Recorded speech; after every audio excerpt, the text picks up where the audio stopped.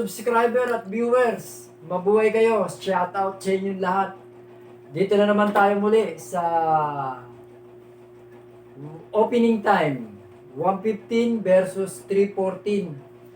Part 5, Chapter 2. Umpisahan na natin mga kadama. Nag 1:15 tayo. Sinubuan tayo ng 3:14. Kumain tayo. 15:3, 8:14. Nag 3:14 muli tayo. Dito mga kadama, sa part 4, dito na siya nagpunta. Nag 1:16. Kaya tayo tumiming ng 5:1. 5:1 din siya. At sinayang naman natin ng 1:15. Tumakip siya ng 7:3 naman. Hindi naman siya nag 16:13. Kasi kung matatandaan nyo kahapon, nag 16:13 siya, pinabayaan niya lang kumain. Ngayon naman tumakip. 7:3. Ano naman kaya ang best move natin dito? Iba na naman variation to. Dito mga kadama, ang best move ng puti rito, ipapakain lang to. 15-15.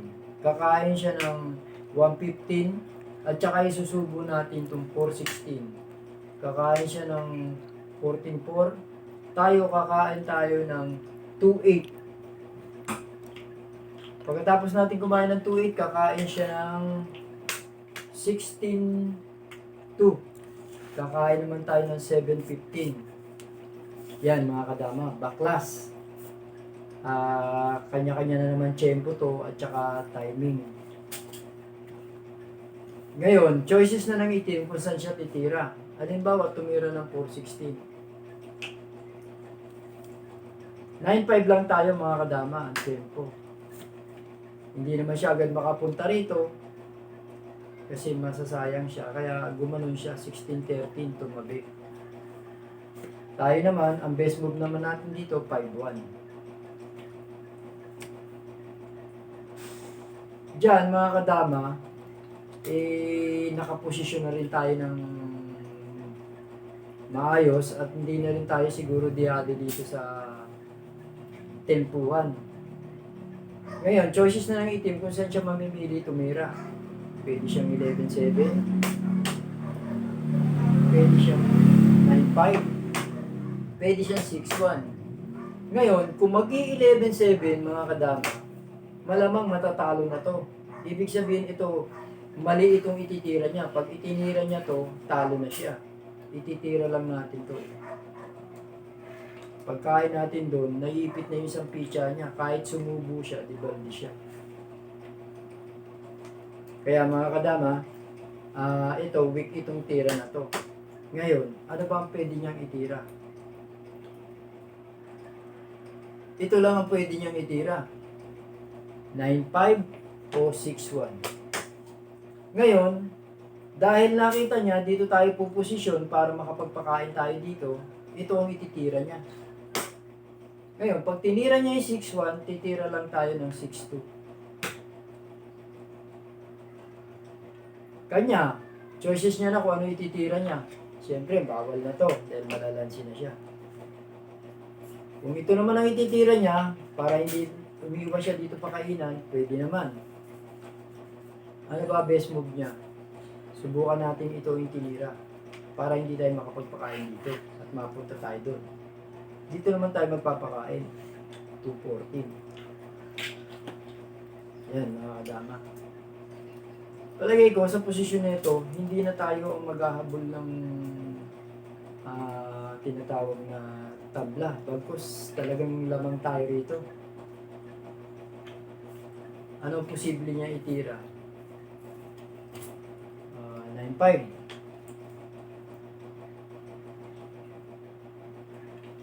12 second lang tayo mga kadama.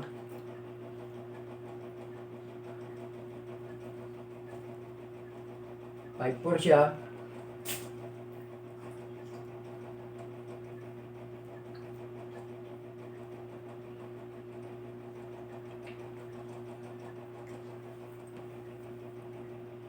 Eleven 6 lang tayo mga kadama.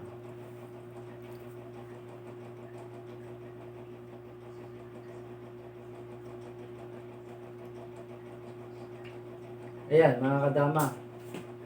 Ahead na tayo sa posisyon. Nahawakan na natin yung gitna. At tsaka yung kalaban naman nasa tabi. So, choices niya kung ang ano ititira niya. Talagyan natin nag 10-6.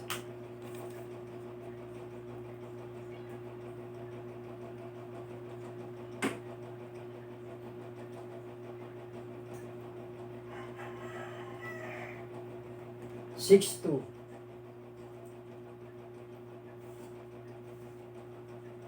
Nag 6-2 rin siya.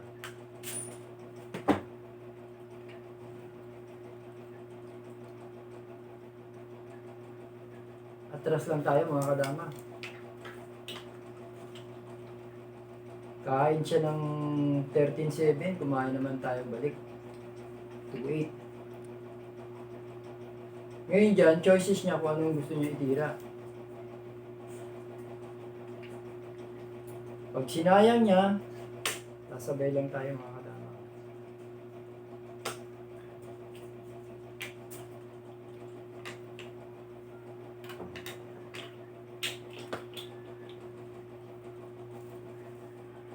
Siyempre, gagawin niya dito mga kadama.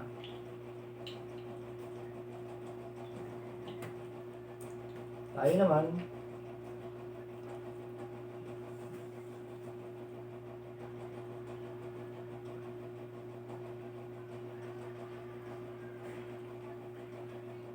dito lang mga kadama. Siya naman dito. Dito tayo. Dito siya. Sayang tayo. Bilag. Baba na tayo mga kadama. 3-8. Dito rin siya. O pagpalagay na natin, anong magandang tira niya?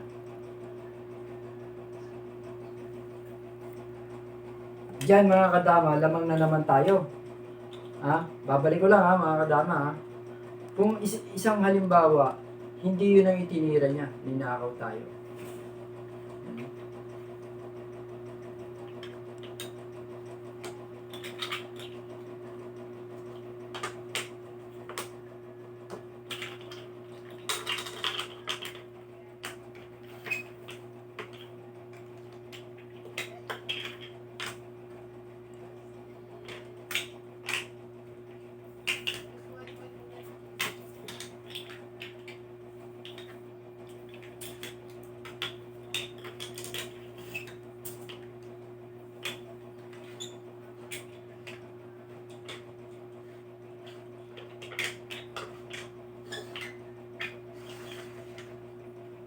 Okay.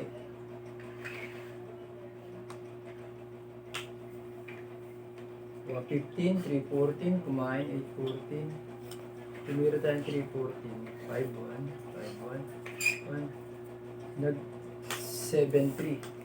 Binigay natin. Kain. Sinubo ng 460. Kumain tayo. Ngayon, kumain siya rito. Kumain tayo rito 7-1. Ito ang tinira niya, kadama. Kaya kumain din tayo rito. Ngayon, ang ginawa niya, nag 16-13, nag 5-1 tayo. Diyan, sa pagkakataon na yan, nakita niya, puposition tayo dito para makasubo doon. Ginanon niya tayo. Gumanon tayo, inipit niya tayo rito, sumubo tayo. Nag 9-5 siya. Ang tinira natin dito, 12-7. Ngayon, tumira siya ng 5-4. Tumira tayo ng 11-6. Tumira siya ng 10-6. Tumira tayo ng 6-2. Tumira siya ng 6-2 din. Umatras lang tayo mga kadama. Diba? Ito ang tinira niya eh. Ngayon, kung hindi yan ang ititira niya, dito, lumamang tayo. Kasi, pag tira niya dito, sinabayan lang natin, kumain siya rito, kumain tayo doon. Hindi naman siya maka-atras kasi babalik lang tayo. Kaya ang ginawa, bumalik lang tayo. Pareha sa pitcha, pero nandito siya nakaposisyon. Titignan natin uli ah. Gumanon. Nag 116, 15-15 tayo. Yan, nangyari. Kumain siya ng 2.16.2, kumain tayo doon, hindi siya makakain dito, umatras siya. Tayo umatras, 8.14. Yan mga kadama, ito ang tinira niya kasi posible tayong dumama. Yan, kung hindi ito ang ititira niya, kung magpapadibaldi agad siya, saan ba pwede magpadibaldi rito? Ito naman ang itinira niya.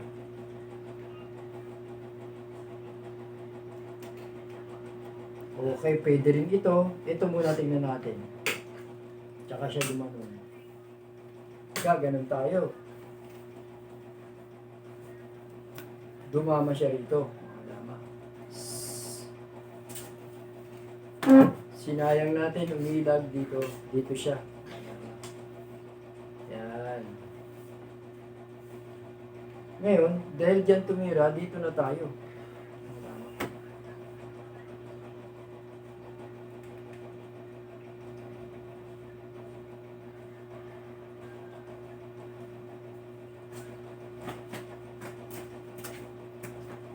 Anong posible niyang ititira?